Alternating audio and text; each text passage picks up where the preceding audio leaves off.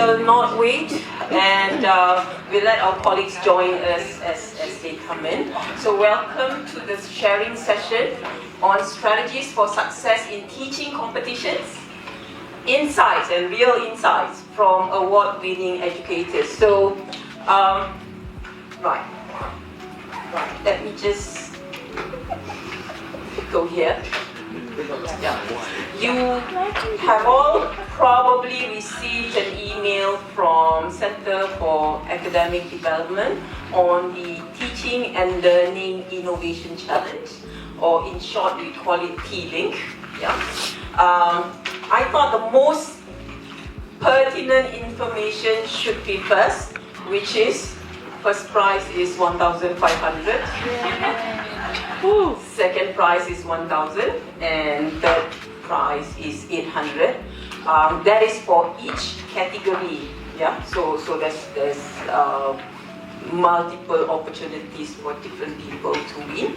That's also on top of the cert and the path that you will receive. So I thought that would make it attractive, because you know with competition there will be work involved. So let's put the attraction first.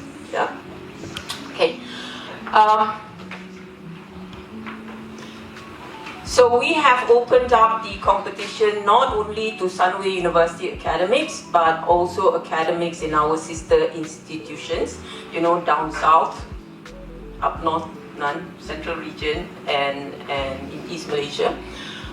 This is an opportunity for you to showcase your creativity, innovation, but it's got to be linked to impact in teaching, learning, and assessment. So this is not a research competition, it's a teaching and learning competition, but in order for you to demonstrate that you qualify or you are the winner and all that, it has got to be evidence-based, and it has got to be based on evidence that you have collected from your subject. Now, evidence can be multiple form. Some people, because of your background, you may be inclined to think that evidence must be the numbers, the data that you've collected, the survey that you've deployed.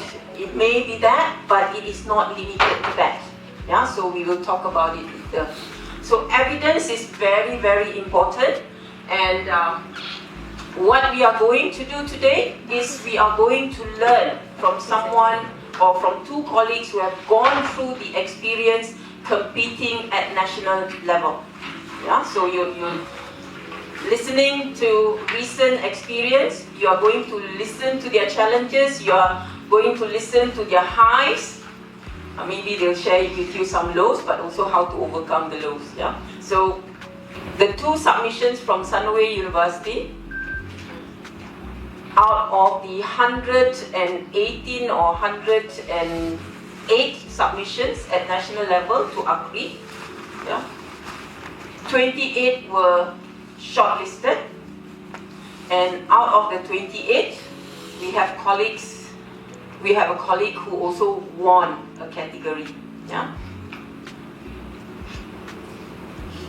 Can I take this opportunity to invite Ho Yen, Miss Young from IDAS, and Associate Professor Dr. Zuhaili Akmal Ismail from School of Art. Sorry, Zuhaili.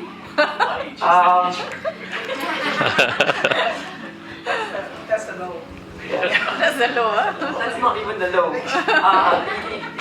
The low bit is, if you can see, Dr. Zuhaili is speaking with a missing mic. Can you see the photo? So this photo was from our practice for the pitching session. We stayed back very late, and they were going through their pitch, and I think you can tell from the look that this must have been maybe the 15th time repeating, trying to get all the information out in a very interesting and engaging way. So this is the pitching practice. And This was the actual pitching day. You can see Dr. Zuhaili, you can see Hu Yan. You can also see Firdaus, who is part of his group for that submission. And not seen on the photo is Delas, who's right in front here, who's also part of the group. Yeah. And this is the actual pitching session. You have the technical crew on one side. Zuhaili is facing the panel of judges, and behind the panel of judges are, of course, the people who came either to support presenters or to find out secrets so that they can be prepared better in their pitching session later. Yeah. And that's Hu Yan during her pitching session. And that was when Hu Yan was announced the winner of the immersive blended category. Yeah. I have to tell you that you really need to have resilience. You really need to be open, because sometimes I think when we went through the process, it almost felt like you're a student again, being judged by lecturers who may be hard, who maybe you don't know what they're thinking. So it doesn't matter how experienced you are, it doesn't matter how prepared you are, it can be very nerve-wracking, and they sail through it really, really well. Yeah. So here we are, we're going to start the sharing session. But firstly, apologies from Prof. Chai. She was intended to be here to convey her welcome remarks, but there's conflicting priorities, so she's off shooting some video somewhere. Yeah? All right. Okay. So let me join my colleagues. Okay. Hu Yan and Zuhaili, thank you for being here. I'm very glad, because whenever we ask them to share something or to contribute something, the answer is always yes. They don't even ask when, they just say yes. So there's no payment? Yeah, they also don't ask, there's no payment. The only question they may ask is, are we going to be fed or not? Not really, yeah. So Hu Yan and Zuhaili, maybe we can start by you both sharing what was actually the title of your submission, and maybe just a little bit of background, why you decided to submit that initiative as for the competition. Yes, you can see they can't even remember their title. Okay, so I'm Hu Yan. I'm with the Sunway Labs at the moment. I'm the head of entrepreneurship program with Sunway Labs. The title is something along the line of entrepreneurship education for large classes, game-based innovation. Something along the line of something along the line of immersive blended learning with game-based innovation for entrepreneurship education for large classes. I couldn't really remember it, because I'm also going to be very honest. I've used ChatGPT to help me to do the title, because Anissa given us a very tough task. Anissa said the title must clearly show what category that you're in, what is the innovation that you want to showcase, and how is it different from others. So with that 3 prompts, this is what it is. Alright. Okay. Hello. My name is Zuhaili. I'm from the School of Arts, the Dean of Employability and Alumni. The research started 3 years ago.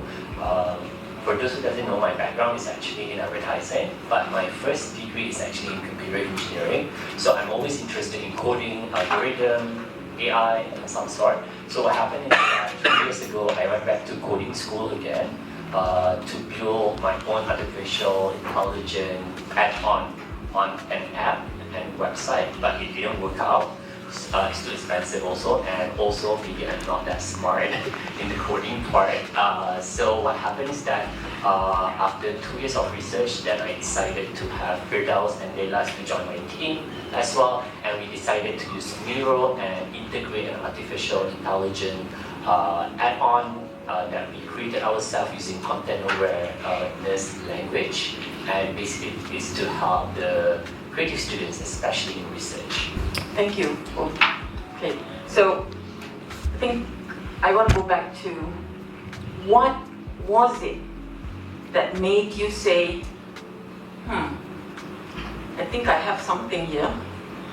I think I have something that can be shared, and I think I have something valuable to put forward, and the competition, ACRI competition, was just a platform.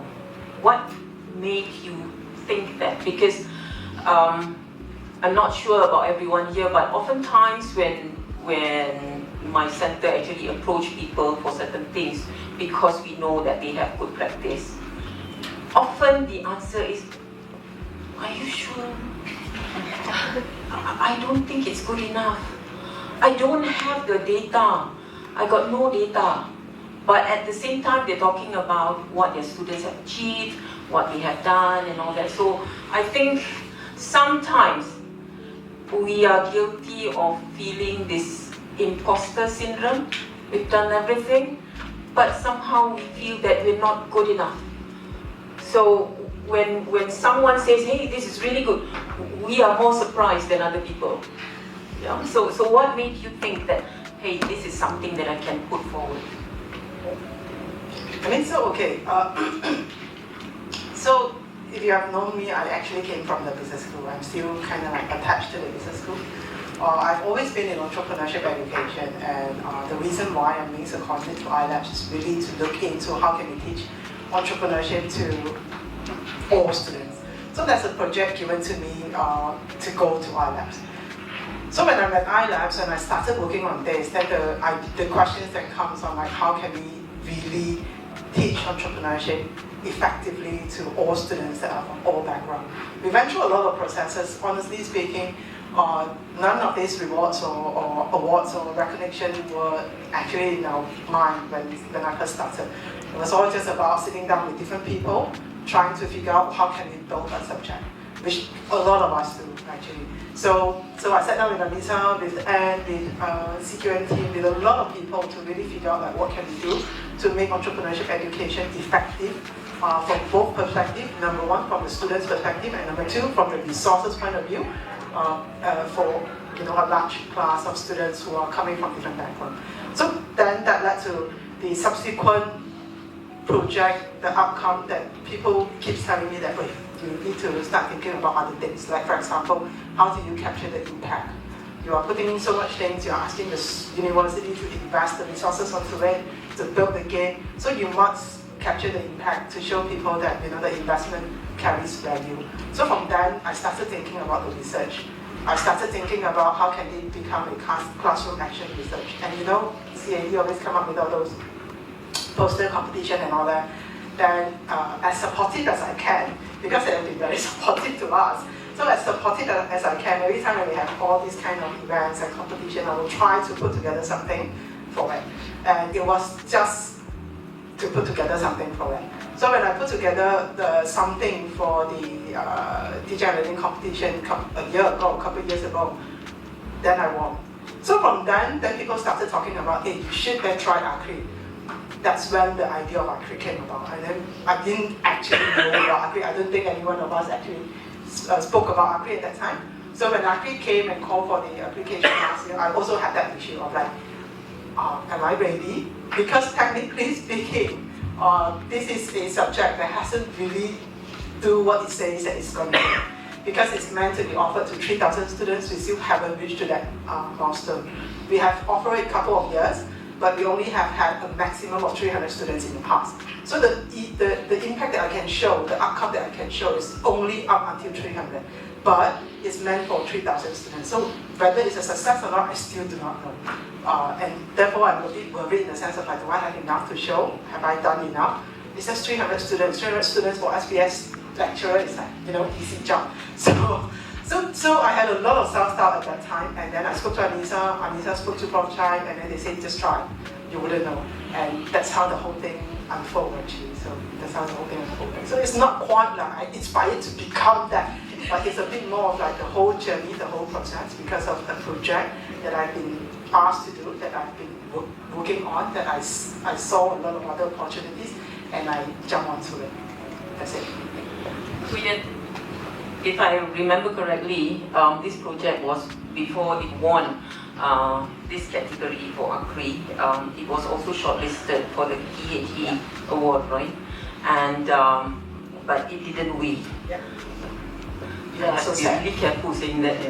Okay, so tell me how that experience, you didn't give up, because it would have been so easy to just say, okay, I'm done, next project, because this project is not going anywhere. But you didn't do that, you persevered. Can you tell me how you got from that point to the point of, okay, I'm going to compete in ACRI? Right, I think this one is really because after so many people saying that you should do something with the subject, right? Because it's going to be something big, then you also start to have that idea of like, actually it's not, actually it's really a significant project, right? And then it's all about being able to share it out, being able to tell people the things that they've done. I think THE, the submission, okay, every submission has come very last minute. You only have like maybe very little time to put everything together and then submit. So for THE, I didn't win. Of course, we didn't win THE. That's really because a lot of other factors. Then how I then decided to go for ACRI really also because I wanted it to be recognized. So at that point of time, I already had that idea of like, okay, this subject has to be big. I have to put together a lot more other things so that it worth the resources invested onto it, it's worth the time, the money, or whatever is, or whatever not that has been put onto the subject. So from THE onwards, I kind of like already have the mindset that I wanted this project, this subject, to be recognized in different ways. One of the ways is of course ACRI. The other ways that we are also working on and it's also with the research grant that we have put in to put together a research to measure the impact from that perspective as well. So all these things are things that we have done for this subject to be known, to be recognized, and also to share what we have learned from building this subject together. Yeah. Thank you, Huyen. Over to you, Zuhaili. Alright. This might sound a bit narcissistic a little bit, but I'm the opposite of Huyen.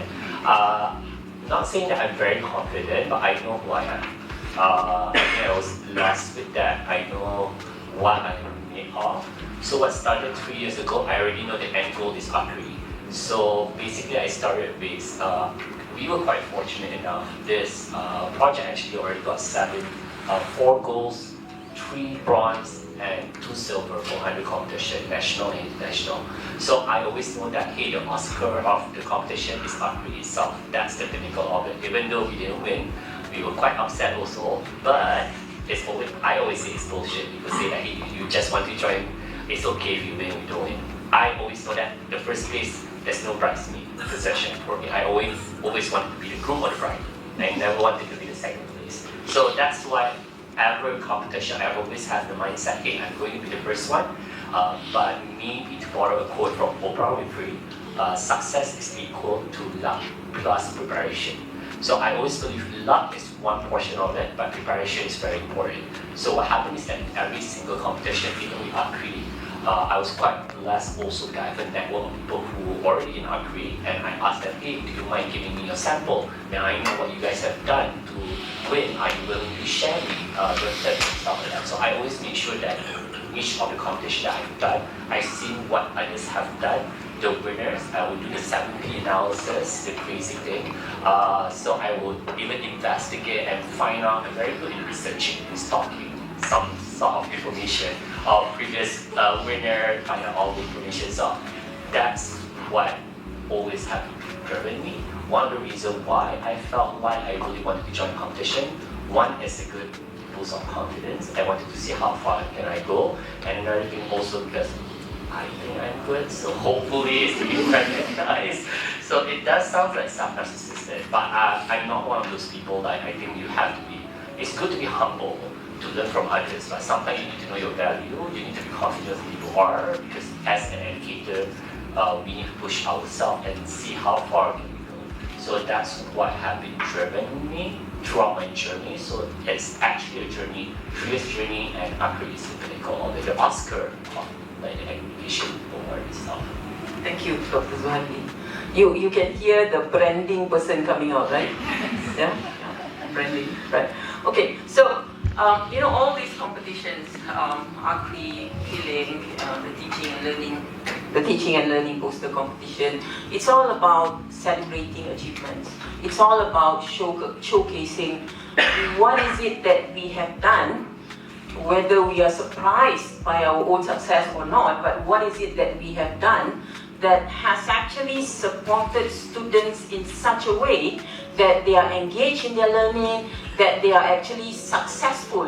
Whether you talk about learning outcome, demonstrating the skills, the knowledge, or the attitude and aptitude that you want to see. So can you share what are the successes from the point of view of student engagement, student achievement that you have seen from your project? So I'm the opposite of Huyan. I didn't think about the student benefit first. I think I'm kind of benefit for the competition first. So what I did is that I find out what my strength and my own weaknesses first. So I need to make sure, hey, what's the gap actually in the research right now in the competition? What have not been done? What I need to do? Do I need to equip myself with knowledge before I embark on that? Do I need to find the right people? So when I first started, I was a one-man Obi-Wan Kenobi type of person doing the whole journey alone. Then I realized that, hey, I already at the point that I needed help. That's when I engaged with girls, and that's when I know they have a strength that could complement for the competition itself. So, but going back to the question, once I already found what's the gap in the competition, what I wanted to do for the whole 3 years before I embarked on this journey, basically the project, what I noticed, especially with creative students, is that it's always assumed creative students don't know how to write, not really good in research, not really good in communication. They are this like cool type of person who actually just do doodling and all that. It's true. In Malaysia, unfortunately, if you study arts, you are considered not very smart, not very bright. That's how our school system is. Because the smartest will go to the science stream, and then after that, second in counting stream, and then after that, the last one is economy or arts. It's always like that. So I do wanted to change the perception of like the creative student, not someone who can do research and do writing and all of that. And it was a big thing back in 3 years when OpenAI just did their whole center thing before ChatGPT was there. So I thought, hey, why not just embark on AI and start it before it became famous. So what happened is that I do notice that with the add-on on the artificial intelligence, it does save a lot of time for new lecturer or lecturer that have in class. Because the great thing about AI is not so much like saying that, hey, AI is helping students a lot, but at least you can handle big classes and students are able to get the right supervision through AI, but still supervise the information that you feed on. So what I do notice is that students also enjoy it because it is something embracing technology. At the same time, also it made the life of the educator easier. It was easy for me to handle 125 students' research within class without dying and getting depressed reading all the reports and all of that. So it was quite interesting for me to have this. So the benefit of a student, I think they enjoy it, hopefully they enjoy it. And basically, we do notice that the improvement of the grade and even with the career change of the student once they graduated. Before this, most of our students would just go into the creative department, never really go into the copywriting department or content copywriting, and we noticed there's a shift of 60% of the students are moving towards that career path. Not saying 100% best in class, but it kind of driven that, yeah, I actually enjoy the process of writing and doing research. And I just want to interject before Huyan says a piece. I mean, thinking about students as our goal, it may be altruistic, but I don't think thinking about how our life can be made easier by implementing something is actually narcissistic, right? Because you've got to be practical, right? So I don't think it's narcissistic. It's like a term like happy wife, happy husband, happy family. The same thing, like if the teacher is happy, the students are happy. So probably the same concept. Yeah, thanks. Yeah. Right. So the question is on like how students benefit from Boxer. Right. So again, so the subject when we first started building the subject, it has two different folds, right? Two perspectives. One is how can the students benefit from it, and the students are from various backgrounds, all of them. And the other part of the discussion is pretty much on how do they reduce the workload of the teachers, right? So teachers being teachers, we are always concerned about having to teach during the short semester, having to teach a subject that involves so many people, again from SPS, right? So during short semester, 7 weeks, Chinese New Year happening, Tai Gosong happening, Puasa happening, Puasa month, Ramadan month happening. So how do you actually enjoy your festivals, festive seasons, and at the same time do what you need to do? So there were two perspective of values that we need to create for the subject. Now, and from the students' point of view, I guess the thing that has driven us from the very beginning of the discussion, even when we involved Anita, the whole CAD team, to help us to sit down and to look at how do we design the subject. The discussion was very simple. How can the students learn effectively? How can we make sure that they have fun, that they are engaged throughout the entire semester? So what we found, for the purpose of our creed, we collected a lot of information. I went back to the students who have done the subject a year ago and asked them what they have learned from it. So a few of them, generously enough, graciously enough, wrote me some sort of testimonial. So the testimonials say that how they then apply some of the key mindset that they have learned onto whatever that they will do in the future, right? So that includes how they manage their future subjects, how they manage their learning process and all that. So all those things are things that they have together compiled and put into the archery submission. So in short, I guess the students benefited from the part of like, although that they know that this is a university compulsory, but we kind of like make it a little bit more fun for them in that process of it. And then also from the testimonial itself, it seems that they would have learned things that they wanted to learn as well. So these are the few things that we picked up from the students' point of view. Thank you. So, in a competition like this, it's about you making a claim. When you make a submission, you make a claim. Just like Fabri's advertisement claims that your entire house can smell so pretty for 1 year after you put one spray. But then, you need to back up your claim because this is an evidence-based competition, right? So can you share some examples of different types of evidence that you put together in order to support your claim that students were engaged, that they enjoyed the lesson, and ultimately that they achieved the intended learning outcome? At Sunway University, we are quite blessed. We have probably not a blessing, but some people think it's a blessing. I think it's a blessing. Your kudos does help, especially for your CLO attainment. The thing about competition, whatever claims that the evidences that you have, you cannot make it too qualitative and it becomes storytelling. You do have to be supported by data. So usually in any competition I enter, even for archery, it's really important to have student testimonial. If it's a qualitative version, to make sure that you run through on NVivo or something just to get the hardcore data itself, the frequency. You need to see the student performance, the CLO attainment, all those checklists. And then the genesis that you probably have to figure out is that what are the other claims of evidences that you felt like the others would not use that you could use to your advantage. That's probably one of the policies that I always apply to myself. Do the checklist of what everybody else will be doing first, and then figure out what the genesis that would make you stand out. Because especially for archery or even for any competition, you probably have a lot of submission, and everybody's submission need to look almost the same.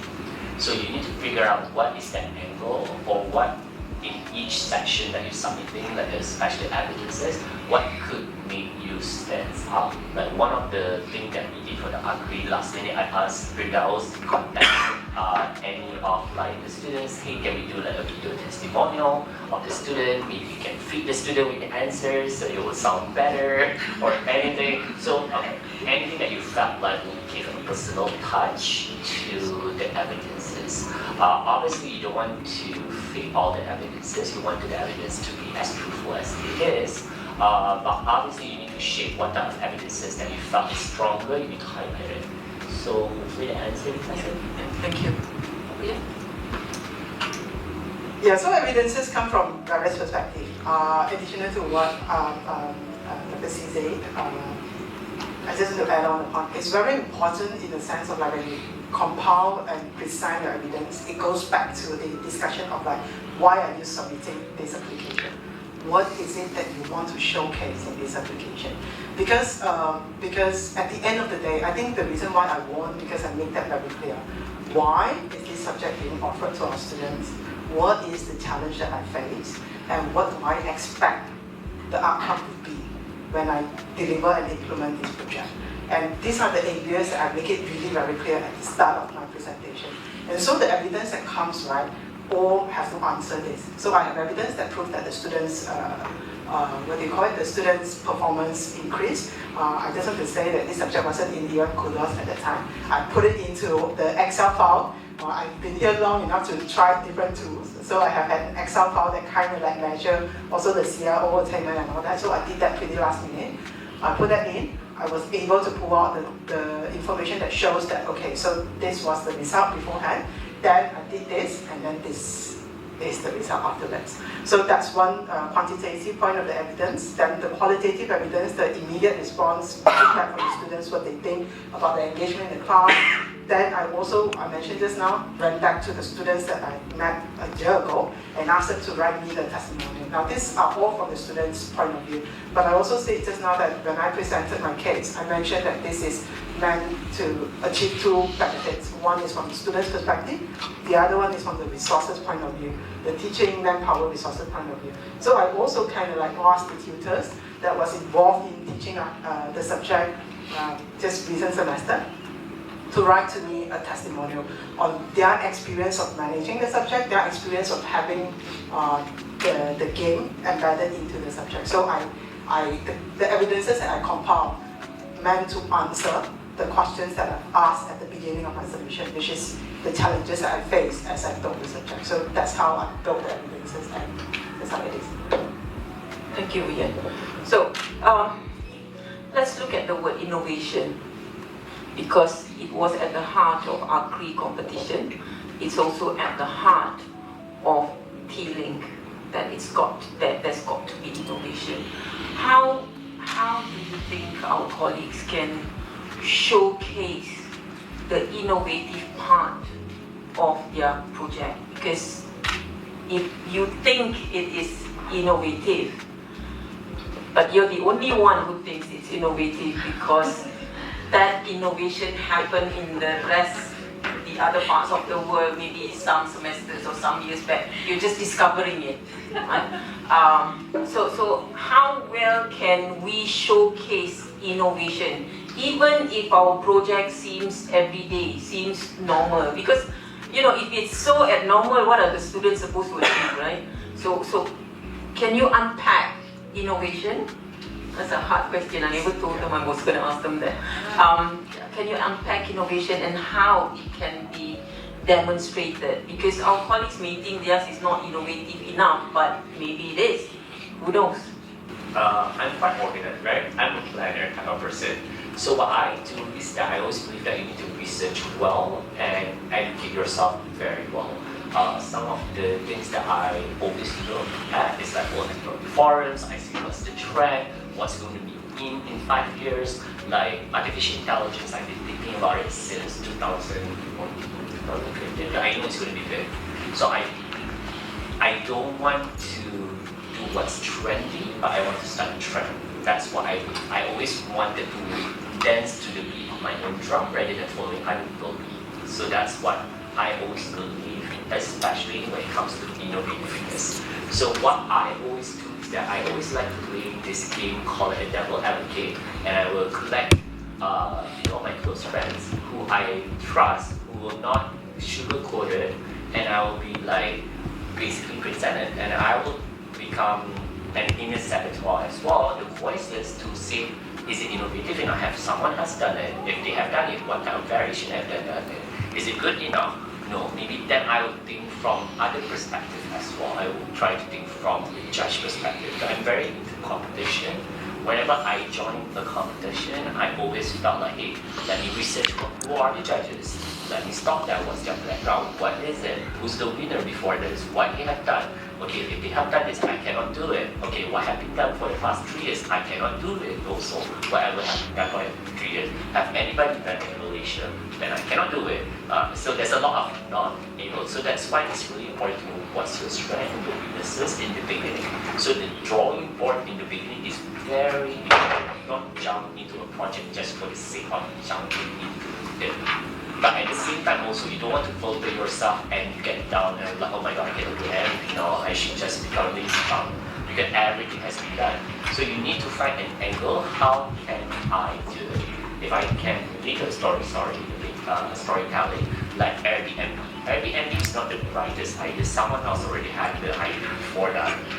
And I wanted to talk when the owner was talking, 2 guys basically. So someone else already had the idea. But what you were able to do is that you take whatever idea someone else has done it and try to find that genesis or again that wow factor, that X factor that could make it memorable. So to answer your question, the formula for innovativeness is always to do your research well, to know what's going on in order it doesn't bite in the ass. So you need to make sure that, hey, whatever I'm doing, someone else has not done it, there's someone else has done it, what makes it different? And always have a group of people that you can talk to, discuss without getting offended or in Bahasa we say short sendiri. So you don't want to be short sendiri also.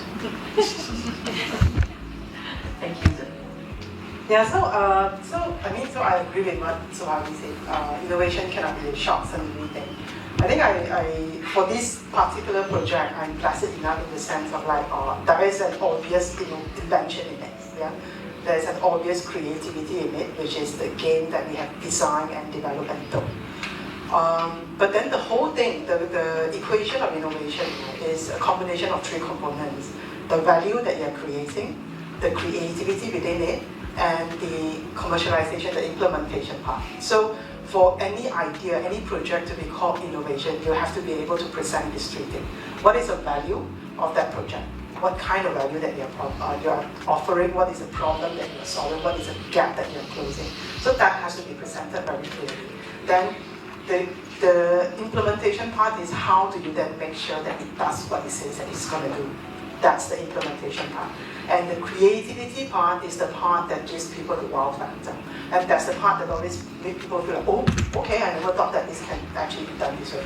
It doesn't have to be an invention that you built in your life. It doesn't have to be that. So if you break this subject, right, the entrepreneurial mindset and skills, if you break it into parts, you can actually see blended learning in it, flipped classroom, game-based learning in it. A lot of people do game-based learning actually among us. And the physical face-to-face sessions, the tutorials. These are the 3 components that I kind of like put them together and then say that, all right, this is the combination that will work for my context, that will bring value to the problem that I'm facing, to the challenge that I'm facing. And that's how the whole process of innovation unfolded for my case. Thank you very much. I think that gives us a little bit food of thought because in your program, in your school, when you do certain things, sometimes you catch yourself saying, we've always done it this way. And if it's not broken, don't change it. Right? But then we look at, okay, what is the issue with going ahead with the old way? What are we missing in terms of student achievement? What are we missing in terms of inclusivity? If some of you may be young in the reverse way, young enough to remember when teachers taught with chalk, transparency, that. I had a lecturer who, by the time we got to him, his transparency was yellow with time. And we asked him, sir, your transparency is yellow, and he said, the content is still the same, so no issue. But he taught language, Malay language. And if you know Malay language, every now and then, the spelling changes. So when we say, sir, this spelling has changed 3 times, and he said, okay, it's okay, change it yourself. We always had an answer. But when you think about it, okay, we learned, but the point of being excited for class is not there. The point of thinking about the assessment as something that helps you assess whether you have the mastery of the language or not in a meaningful, well, it wasn't there. It wasn't there. So sometimes when we think about innovation, it's about like what Hu Yan says, what problem are we solving? How can we solve it? How can we solve it in a creative way that not only we are satisfied with it, but our students are also very much encouraged to participate in the learning activities. So I guess what I'm trying to say here is that in the grand scheme of things, innovation could be about doing something that very few people have done, and then you give a creative twist to make it your own. That's the grand scheme of things. But at another level, it could also be about looking at what you're doing, what you are teaching. How can I do this better? How can my students achieve better? How can I add value to their learning so that they are ready for the world, such as it is? Can I add on? Sure. I mean, I just want to say something also Dr. C have mentioned just now. Of course, again, this subject has a very clear creativity over there. But then the other subject that I work very tirelessly for is actually a free elective subject called Startup Foundry. Some of you may know, but for Startup Foundry also, it's a subject that we may put it in for API in the future. But that subject, right, is a very simple, straightforward subject. It is a physical subject, face-to-face subject, students will come, But ultimately, what I want to say is that in that subject, because we know very clearly what we want to do with the students, what we want the students to achieve at the end of the day, and we want the students to be able to have some skills with them, and we have a very clear set of outcomes that the students must achieve at the end of the day. So with that, right, we have to be innovative in the way that we teach them. We have to always think about, right, so I have this number of students, 200 students, what can I do to achieve the same outcome? And believe it or not, like what Dr. C mentioned just now, if you know your subject well enough, and I believe all of us who are here in this room are actually people who are passionate about knowing how to teach our subjects, you will kind of like realize that, okay, something would work, something couldn't work, right? And then you would know what are the alternatives, what are the examples that you could try, what are the different teaching and learning approaches that you could try to embed. Now, this trying is in itself innovation. Yeah. So, believe it or not, there are a lot more than innovation, a lot more innovation elements that we would have ever imagined in our own subject. You just need to know that you are doing all of this consciously. You just need to know what are you doing and how can you present it, and then that's really good enough. Thank you. Thank you. Okay, so can I assume, or maybe it's not a good assumption, can I assume that you are here today because somewhere at the back or at the front or in the middle of your mind, you're looking for ideas, or potentially you know you have ideas. You just want to know how you can tweak this, how you can make this a reality, or you are here on behalf of the department, of the school, looking at potentials. Maybe I go back, I can convince some people whom I know have good practice. Would that be a good assumption? Okay, right. The reason why I'm asking, okay, so my next question is, how many of you have actually gone to our Vine page that talks about T-Link to just kind of shop and browse the idea or have a better understanding of what this T-Link is all about?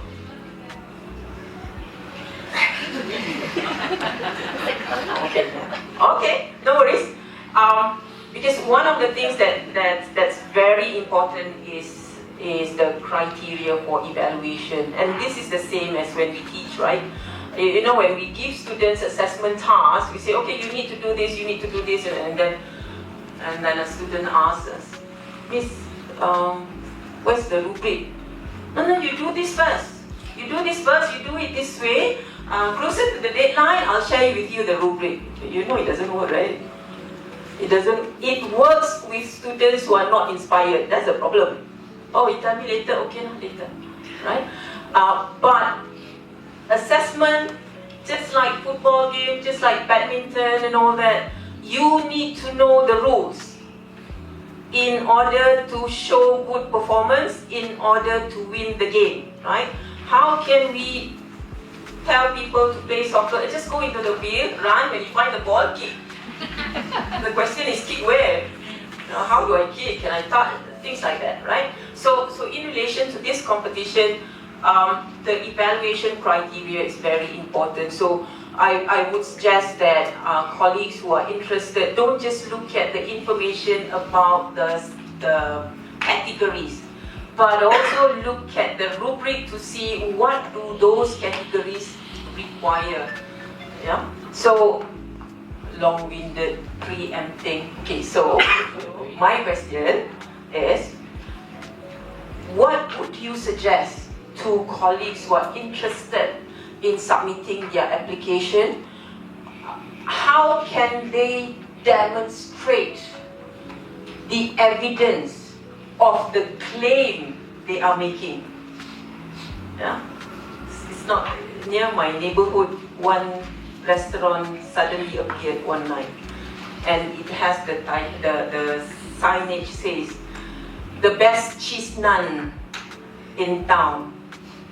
So my daughter says, we don't even know the name, how can they claim that it's the best cheese naan in town? Okay, people can make claims, but how do you support the claim?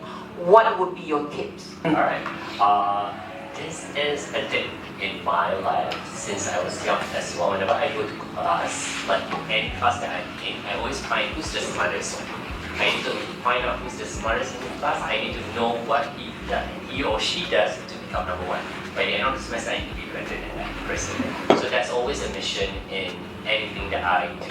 So one tip that I think works very well with me is that to have a collective mentors that have gone through any of these processes. So I was blessed enough, I mean, some on the Sunway side, but at the same time, also I have a group of friends who actually won Agri before, and there's no need to be embarrassed or whatever. If you're not willing to share, it's okay, but at least I will just knock on the door and I'll be like, hey, do you mind if you can share the tips? Can you take a look at mine? Actually, what do you think? So I have this collective of network of people apart from Anissa that I asked, and also I share video. I asked one of my friends who was a winner on Agri, and also the second place. And I asked them, if you mind taking a look at my presentation, is there anything I should improve? Do you have any tips? What should I do? So it's good to hear other people's opinion, but you have to be careful. Some people are giving unsolicited advices, so you do have to take what you believe in. And if you don't believe in it, sleep over it and think about it. So always be humble in that sort of view. You need to hear to other as well. So one tip I would say that do not go on the journey alone.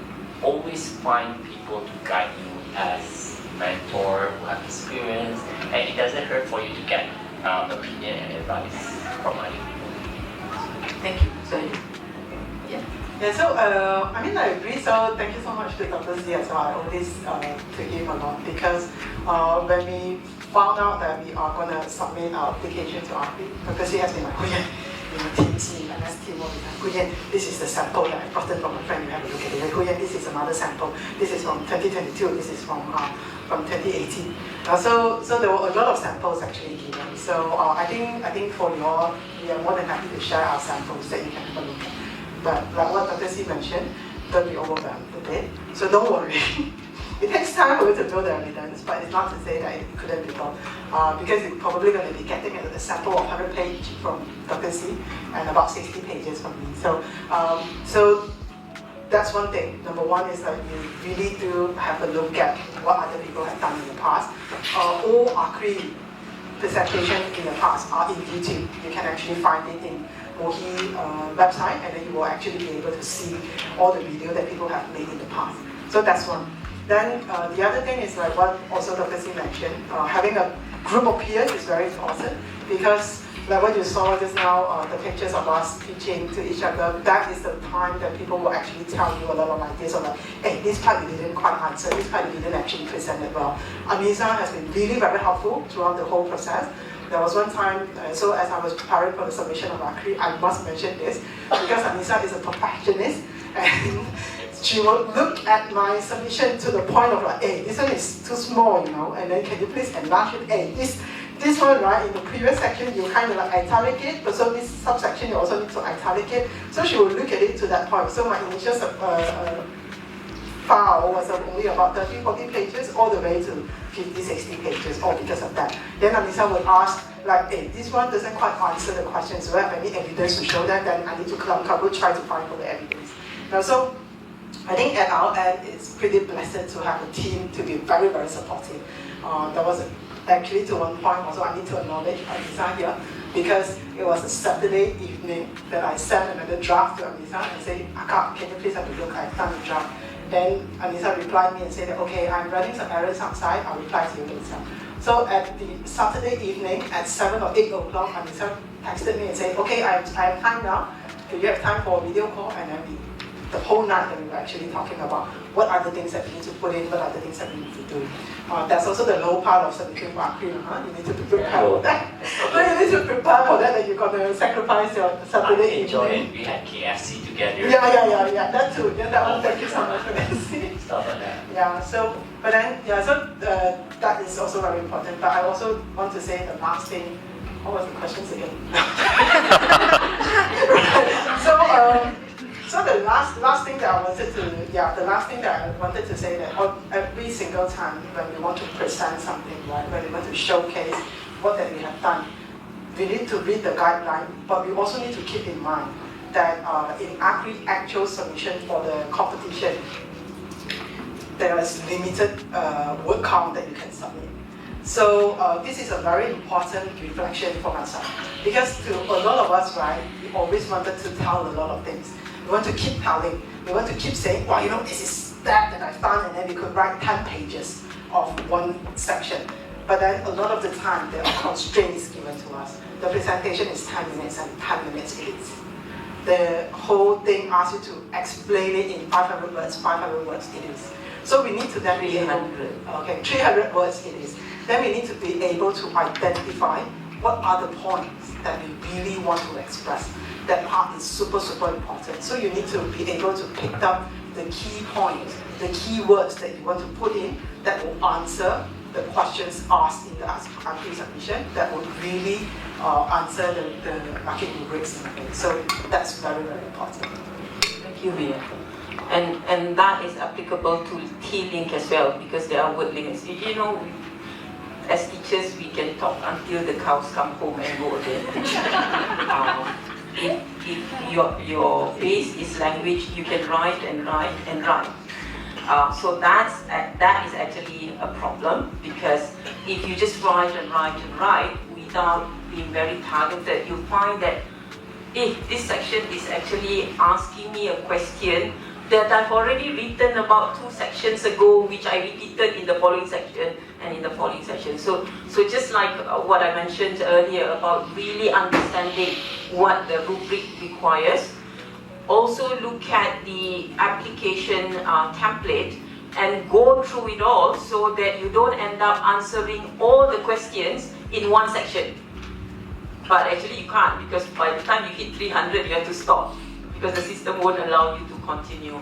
Yeah, so being very targeted, being very structured and planning what you want to submit, what goes where, would be very, very helpful, right? So can I pick up on the types of evidences that you submit? Because I think it would be also helpful for colleagues to listen to.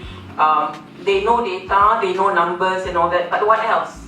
Okay? We talked about the storytelling being very important. What are the evidences that hold the story together so that your submission is strong? I came from an advertising background, so I always think of like the unique single proposition that you want to solve in your evidences. So each evidence should have a story. What is it? Is it from your image? Is it from your data? The rule that I always apply, you can have all the explanation about like the data and everything, but what does the data going to help you compared to others? So usually the formula that I like to use is not formula, formula that I like to use is that basically you present the data and then make sure next you explain why the data is important.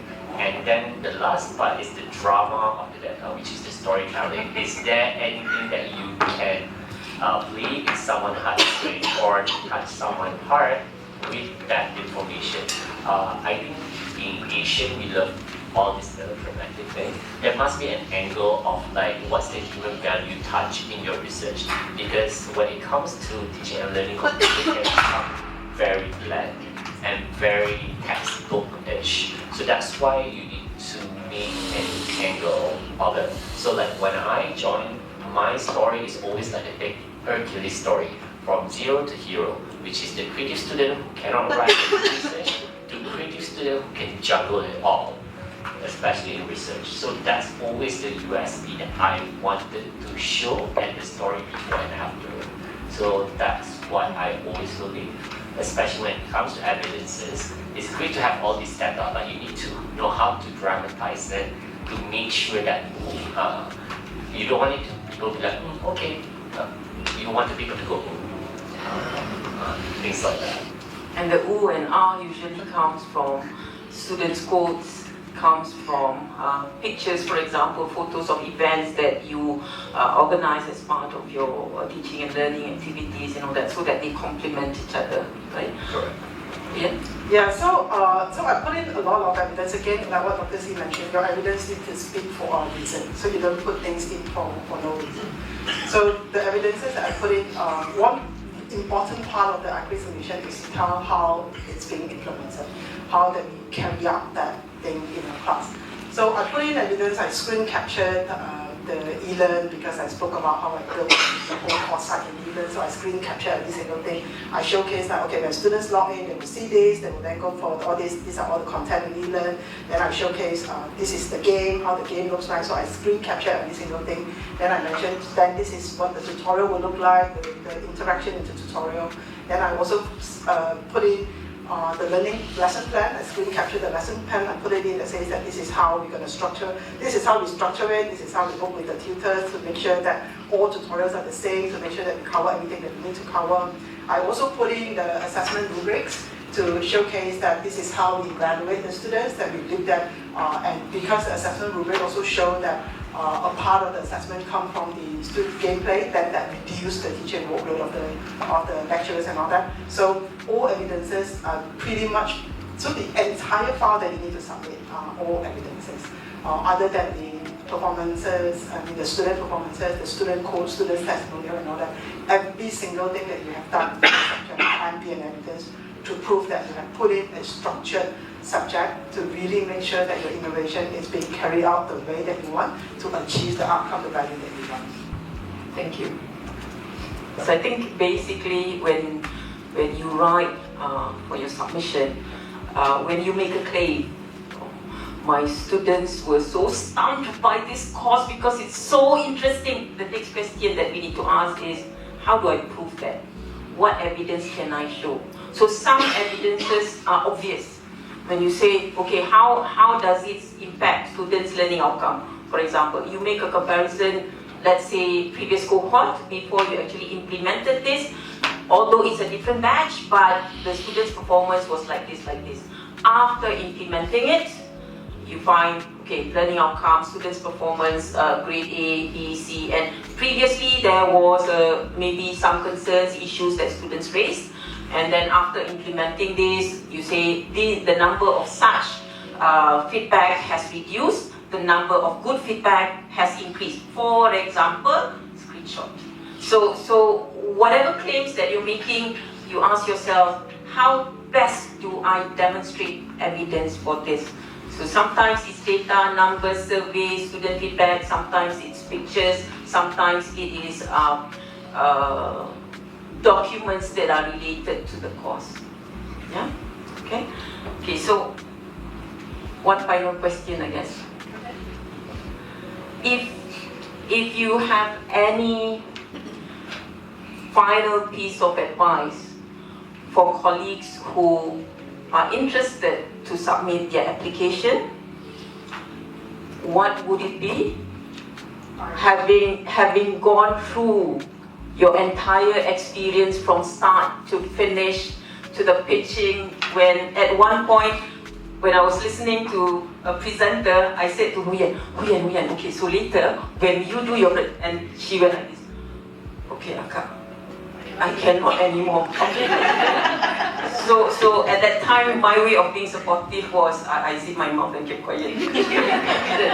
So what one final piece of advice that you would give? One. Can I have like 10? Because I'm still a lecturer, you know. So. Okay, go. No, but I think, so that's why, seriously, just one. But I just want to say that, so the morning of the, just because actually the morning of the presentation, right? So we were there early in the morning. They couldn't find me because I was hiding in the toilet, looking into the mirror, trying to present it. Because 10 minutes, I know very well that I only have 10 minutes and I need to get my message across in that 10 minutes. I had been practicing it overnight before I went to sleep, and then the moment I woke up, it always hit 12 minutes, and I was so worried. I texted Anissa and said, oh, I cannot, 12 minutes, how, 2 more minutes, I do not know how to shorten it anymore. So, and then when the presentation started, when Akak was trying to talk to me, I can't quite think anymore. So that's actually during the lecture. So I was actually very nervous during that time. But I think at the end of the day, my advice for whoever that's considering ACRI, either this year or the following years or any teaching for this year or for any other teaching and learning competition for this year or the following years, I think it's really very important that you all understand that this is an opportunity for us to reflect on the things that we have been doing. I guess people who are in this room are really very passionate about teaching and learning. Thanks to the team, Anissa and Anne, that I've been working with for so many years. The passion of teaching and learning is so much more than just going into the classroom and to teach. It's really about how can we build a subject that is effective, that is engaging for the students, and all this kind of recognition, all this kind of additional competition and all that is a form of us to again go through the process of reflecting. I lost in THE Asia Award, and then I kind of like thought about it, like why did I lose? Then change it into something that eventually gave me the outcome that I wanted for ACRI. You need to really take this opportunity to reflect on your work, not just for the recognition, although that's a very good add-on, but not just for the recognition, but this is an opportunity for us to then be able to proudly say that we know what we are doing.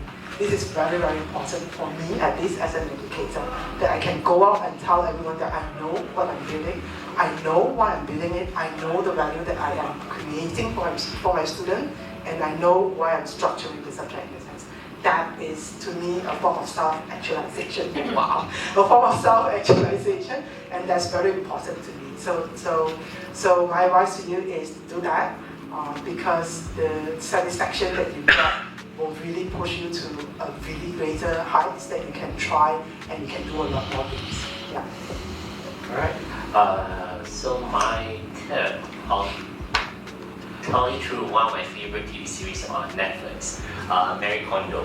She always say that to find joy in things that you do. I do believe in that you need to find joy in what you are doing, so that the journey will become enjoyable to you rather than it become a task. And I always believe that when you find the joy, because for me throughout the experience, just to remember again the whole experience, I was going through the full accreditation for a program. I was a program leader. There's a lot of other things. I was looking for promotion at that time. There was a lot of different things piling up, but I find joy in it that I don't mind coming during the weekend, even talking to Anissa and team at night, because I do find joy in it. I felt like, hey, it is something that I enjoy. So the most important thing is almost similar to your PhD journey, if those who went to PhD, but I didn't have a good experience my PhD last time. But still, you need to find things that you find fun. at least for you to go through the whole journey. Another thing also, I always believe that do not be a wannabe, just be you. The most important thing is that you are special. There must be a way that God give you a gift or something that you are special. So rather than just being a wannabe, just be you and believe in your own voice. The problem is that unfortunately our inner repertoire or even other people's voices going to drown your voice.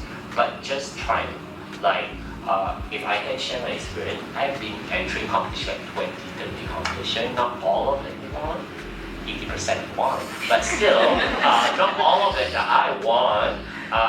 But shit happens. If you don't win, get over it. If you don't win, that's it. Then move on.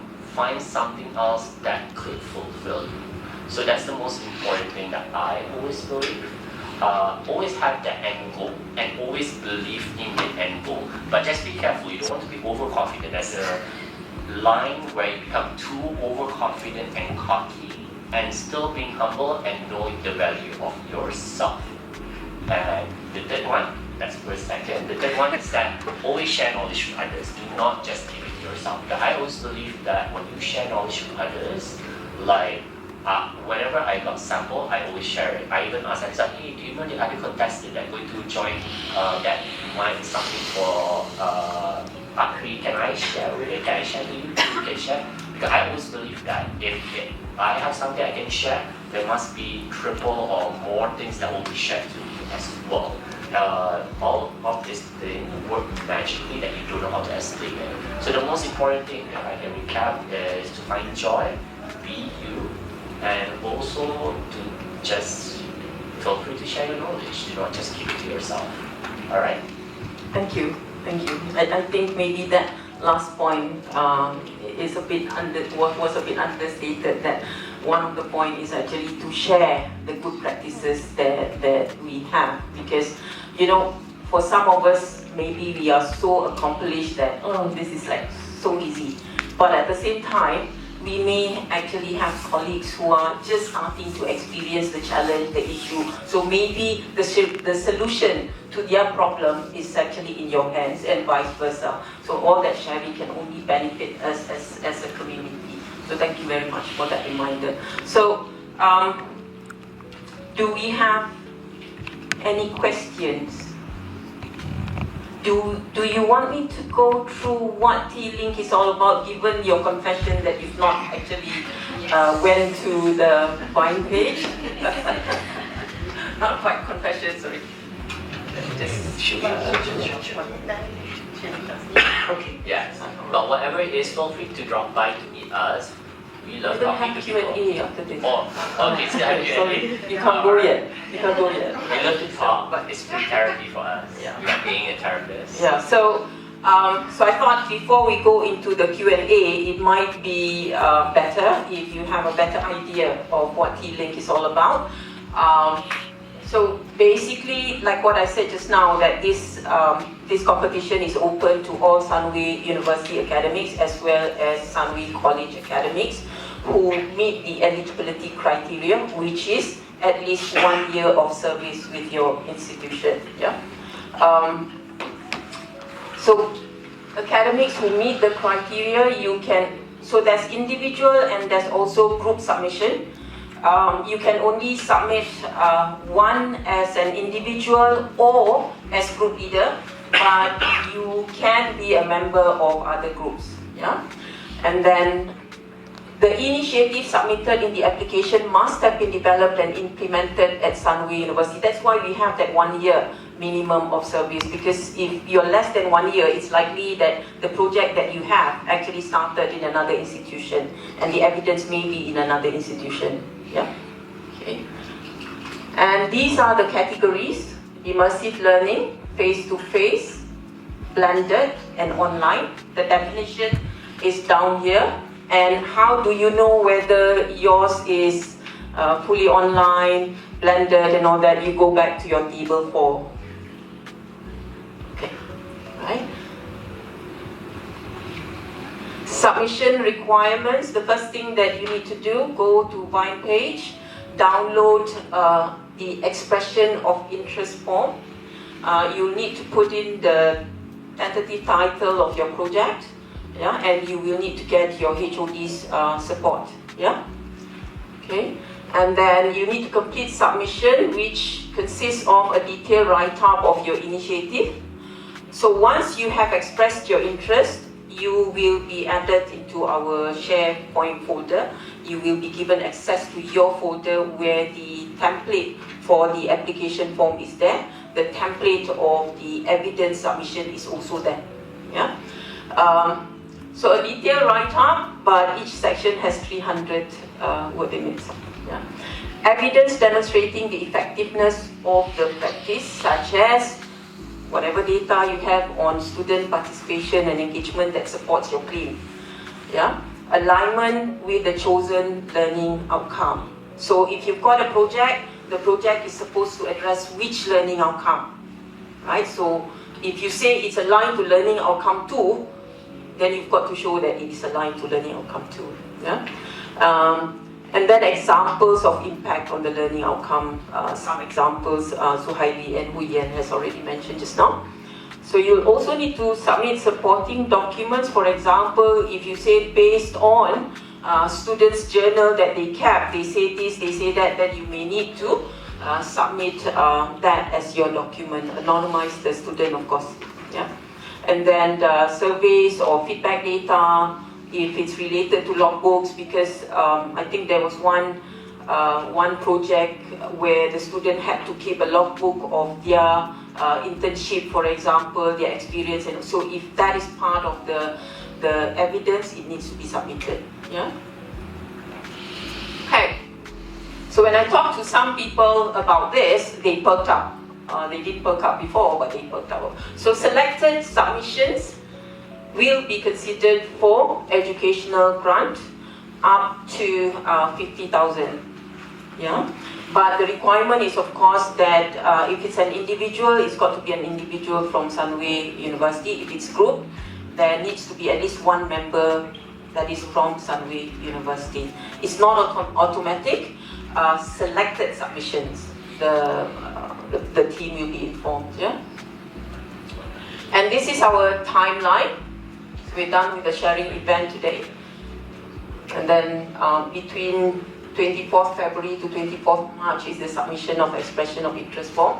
And then after that, so once you submit, if you submit by 24th, you get access to your folder quickly. So that's why you see the overlapping timeline there. Yeah. And then the consideration for educational grant will happen sometime in May. The pitching session is fixed on the 6th and 7th of May. And then we'll have the finalist announcement. Sorry, that I think that has been moved. It should be finalist announcement first, then the pitching session. Okay, and then the announcement of winner and prize giving will be in June. Yeah. Okay. So if you go to Vine, our Vine page, you just click on Learn with Us, and then you will see the T-Link tab. And if you click on that tab, you'll see information on the competition. Yeah, all the information that I've shared with you just now. Okay. So I won't go into this. I hope that I have shared the relevant information for you to follow through. Don't forget the evaluation criteria.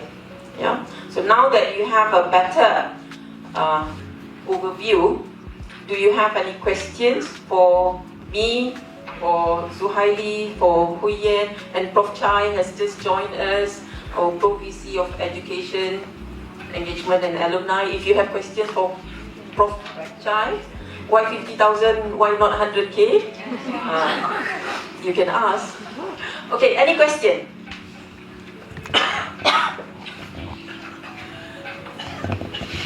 A lot of food for thought, eh? Yeah? Any question? Clarification? No? Okay, you've stumped them. How much time taken to prepare the whole thing, the application? Okay, Huyen is asking her own question. How much time did it take to prepare the whole thing? It didn't take me that long. I've been working on the project very long. Like again, for the feeling like what Anissa said also is basically to look at the rubrics and the guideline. What is it required? Because each competition has different requirement. But what I always believe is that you always make time for whatever you are passionate about. But you just have to strategize. That's the thing. Whatever is something you have to strategize. To answer your question, it didn't take me that long. I think I'm quite relaxed because I always know what I want. I'm not indecisive in that sort of thing. Can I answer that question? Of course. Actually, the other side of it is that you didn't have that long. It was just 3 weeks for ACRI submission. So that's why we gave that timeline so that you can really pace yourself. So if you are interested, you look at our timeline on the buy page and it says from this time to this time, submit your expression of interest. Don't wait until the end and then you get access to your folder and then you get surprised, oh, this is how much evidence I need to put in. How do I do it? So allow yourself that time. If you are interested, if you think you have a project that is viable, talk to your mentor. If you don't have a mentor, appoint a mentor first. Yeah, and then try and submit. And maybe get the advice of your HOD because your HOD would also know as much about your work. So maybe there will be a good advice from your HOD. Yeah. Can I add something? Probably what I would advise is that approach it like going into a war, like the art of war. You need to have a blueprint. What is your strategy? So like what Anissa said actually is quite right. I remember when Cleveland was open last time, I actually opened the link and then I understand first what is it the whole competition is all about, what is required. Then I started to strategize. Alright, what do I need to prepare first? Who I need to contact? What I need to do. The same thing with ACRI. But I do agree, you cannot do last minute. You need to prepare yourself earlier. Even though a lot of us love to procrastinate, I also love to procrastinate. But be a smart procrastinator. Do not be those like in bahasa dalam couple groups, the panic. So I like to enjoy whatever it does. So that's why I never keep it last minute. One of my styles is that I like to prepare early. Then I see everybody else standing, I see what they planning on.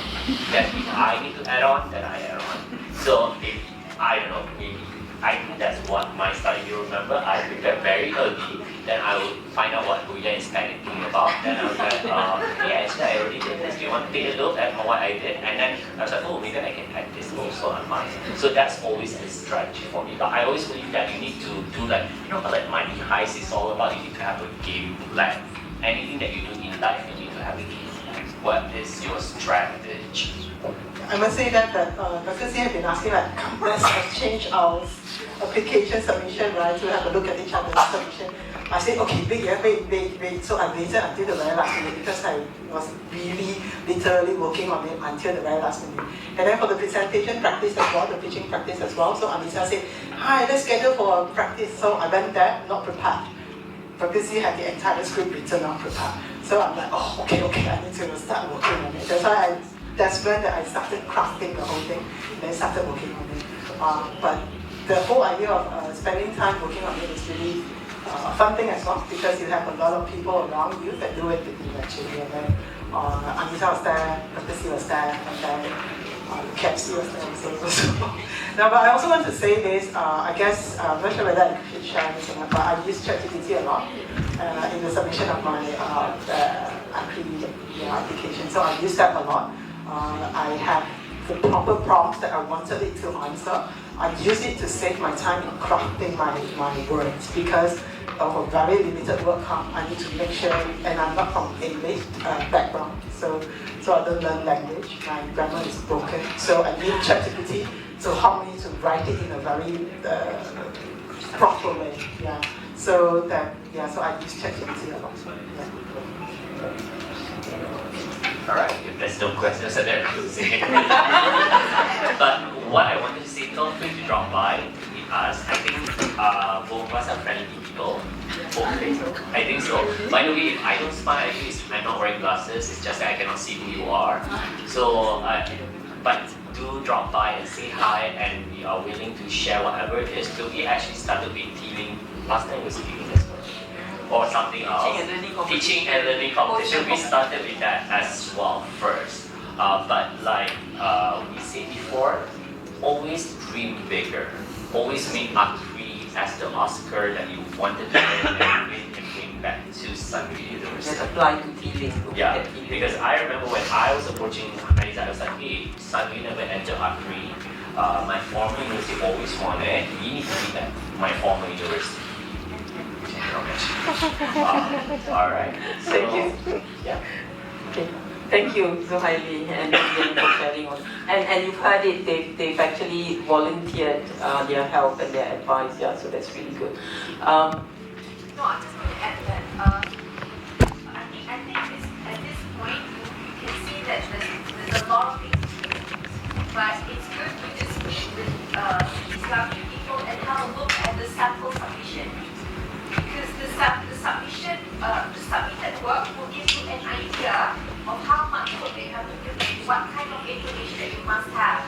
And you can then see what you can do to plan ahead. Because at this point, you know there's a lot to do. You must have this, must have this and that. Is it not clear? Yes, thank you. Can I speak? So what you can do is just have like if they are not busy, just drop by.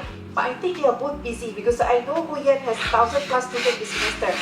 So maybe the sample can be placed somewhere for them to come and have a look, if that's okay. And then you can have a look at it and see whether this is something that you want to work towards. Yes, thank you. Okay, not on.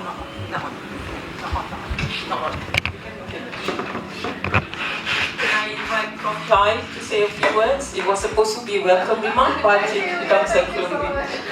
Thank you.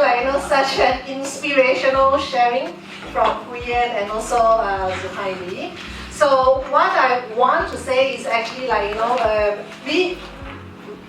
we have learned a lot, last year, particularly when we received, the information, the call from Ministry of Higher Education about ACRE. So it's a very short time, and this is always the case. So we cannot, create a longer period for you to actually put in your application, and be very well prepared, for the application. So since last year, so we have actually worked very closely, thank you to Zuhaili and also Huyen for putting extra effort, and also Amiza's team putting extra effort, really to support, to put out the application itself. So throughout the process, we actually find that the documents, the guidelines put in by ACRE is actually very helpful for all of us, educators. When we put in or filling in the application, it forces you to do reflection, to really think, is there any gaps, how do you align? So I believe that in the process, you have heard from Huyen and Zuhaili, they have themselves learn a lot also, trying to find okay, so probably there's still something like this to put in. So how do I get information to put this in? Of course, I hope that after that they will be able to publish their work so that they become the educator. In therefore this year, so we have discussed, we purposely designed this in such a way, not just to create a platform for you all to shine, for you all to feel that satisfaction of getting an award, and also to really highlight not just researchers but educators, because that's what university is all about, and that's the main message that we want to send out to all the students, that we need really passionate and committed educators to really design the pedagogy, design a program to make sure our students have the best learning experience while they are with us. So I know that a lot of you have, you may be a little bit confused, that our president has put in a lot of focus, or stress on the top 2% researcher. Do you mean that research is the only pathway for me to be excellent or to get recognition? So the answer is no. Because I want to change your mindset. quite a number of you are actually in STEM field. So in engineering, in biology, in mathematics, like when you are in STEM research, a lot of time the way you do research is very different. The mindset and the perception of doing research is very different. I always hear this, STEM education, STEM researchers, tell me, I put in a lot of effort to design my class in such a way, so there are games I put in, to attract my students so that they learn better. So your focus is very much in education, but in STEM education. So I said, since you have put in so much effort and then you collect some of the feedback from your students to really know that these really work, because your students pay more attention in classes, they do better in exam or in tests. So I said, then why don't you actually share, because you need some evidence to show and to share the pedagogy work. So then I was told a lot of time, not enough sample, because that's the mindset of STEM researchers. I need 1,000 students. I need 100 students, so that I have enough sample size that I can publish. But in education research, this may not be the case. You may want to look into how to redesign your research, education research, and look into also qualitative research to actually share and measure the success and the impact of your new initiative or your new pedagogy that you put in, and share it and publish it. Can you be the top 2% researcher in education or in STEM education? Yes. And there's a huge room for you to go. And there's a lot of need for people to go into that. Particularly, all these different disciplines that you look into, as we need and we are seeing more and more requirement to actually go into it. Go into that direction if that is something that you have been doing. Be that top leading educationist researcher in the field. And this is what we wanted to increase over here. So put in effort in developing, while also at the meantime think of how you could actually measure impact and share the success. You do not know how to do it because all your friends are engineers who do research in this field. I do not know how to do qualitative research. We have put in support for you. Who you have? You have the team is Aniza's team, the cat or the cats. No, the cats, the meow, they are all there, very helpful, always try their best, to share with you. Shall you need training, special workshops on how to do qualitative research in education? Reach out to them. We can actually design one to support you. We have School of Education that they are always there to be here, to help. So one thing that I always find very useful when you are new in the field, you want to step in and kickstart or to have that lead start, of your research in education. Always don't work alone. Form a team, work with an expert. So work with your friends, who have or who share the same passion. So as what Zuhaili said, you need to have fun.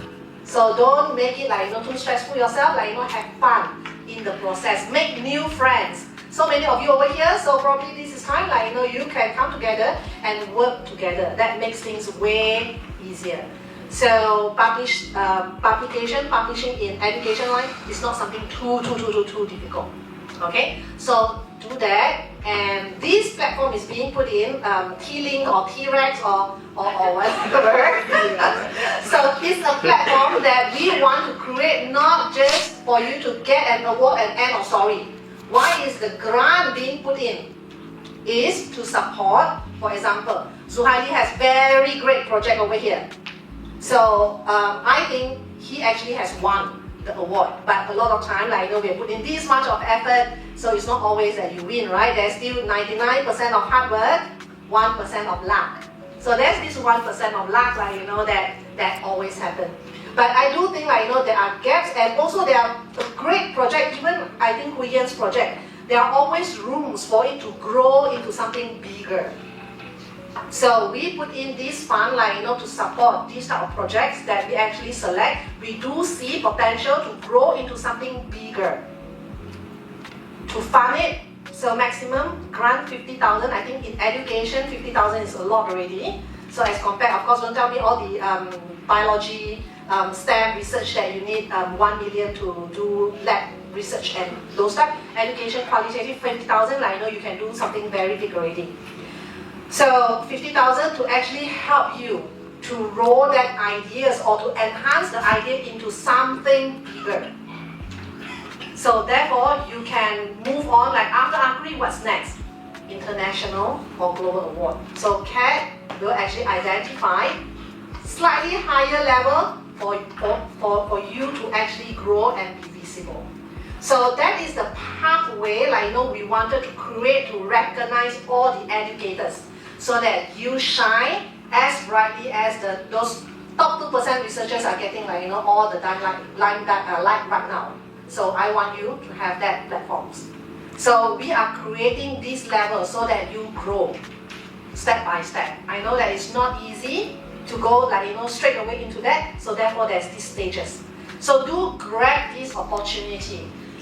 Some of you may ask, like, I only have idea, I don't have evidence. This award is for someone who has already started something, collected some evidence. You may not know whether is it enough to win the award.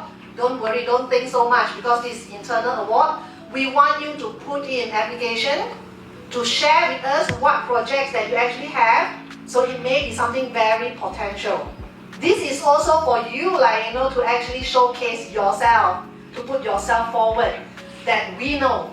CATS know, because CATS actually has a KPI or target, I don't want to use the word KPI, a target to identify. So, educators, like, the best excellent educators, and we want to put in resources to nurture and to grow. So that's the way forward, put up. So you may have questions, I only have ideas. I've not started anything, but I think the idea is great idea. So does it mean that I have no money, I have no budget, like, I don't have any platforms to kickstart? No, you have Eric. So we have Eric, I think Eric is not closed yet, right? So I think the due date is not off yet, so you can apply Eric. Eric, we still have 20,000 or 50,000, so depend on the ideas that you put up, whether you can convince, like, for that amount of, like, research grant to be awarded.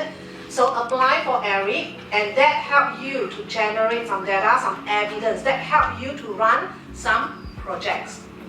So all these platforms are being put in to help you to actually do this, okay? So please don't think too much, like, I don't have all these, like, as much evidence as like what Huyen and Zuhaili have.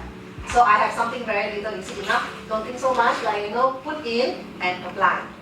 So who knows, you have something really great idea, we will see, like, potential, and we will actually help you. Okay, so this probably will be in the list, and what we can do to actually support, to put in more resources to support you to grow. So I want to see more projects come from STEM background also, because I don't see a lot of STEM education projects actually come up. So I want to see that part. How do we educate, how do we teach mathematics better? How do we teach, like, probably engineering better, biology, like, very down course, like, better, anatomy, so on and so forth. So how do we teach sustainability? That is the values part, which is very important also. So think about that, like, that will be the direction, like, to go forward, and all those keywords. So why we go around this one? Because these are all the main keywords to go for. Okay? So anything, like, this is the first time we actually run. If you have any questions, so please contact CATS anytime. They are all very helpful. All the ade, I do not know, yeah, around, like, to support.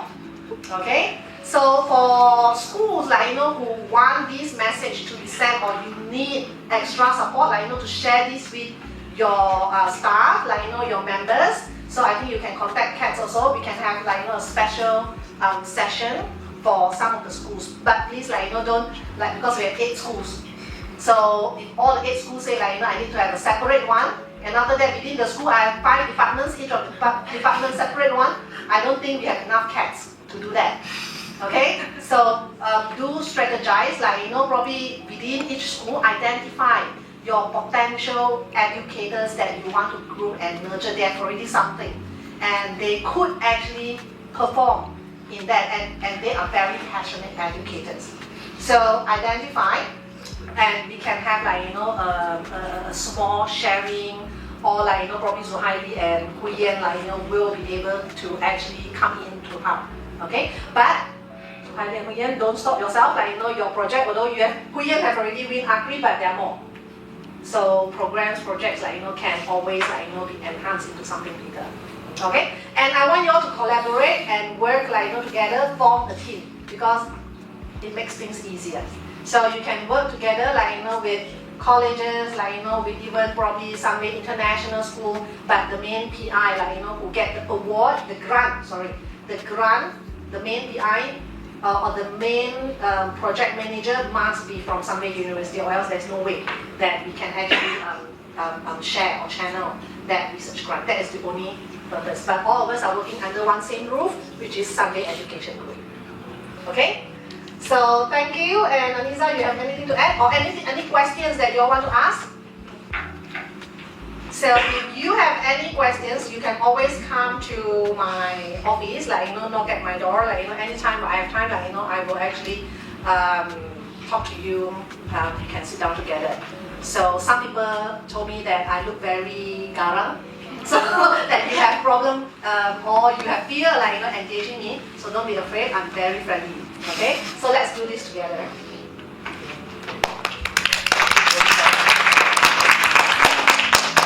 We have a lot of food for thought. We also have a little bit of reading to check where we fit, what we want to do, and all that. And I just want to reiterate what Huyen and Zuhaili have said repeatedly. If you have an idea, don't just think, reflect on your idea alone. Oftentimes when we talk to a colleague, it might generate, suggestions and all that, and make things clearer for us, because the challenge is that we are always too close to whatever it is that we're doing. Maybe we can only see problems but not solution. Maybe we can only see process, but we don't know what to do with the process. So talking to someone else who's neutral may generate a little bit more information. I wish you all the best. I hope to receive expressions of interest from all of you, as well as expressions of interest from colleagues that you have talked to. As you notice, we are recording this session, so as soon as the recording is available, we will provide you with access to the recording. Yeah. So thank you very much.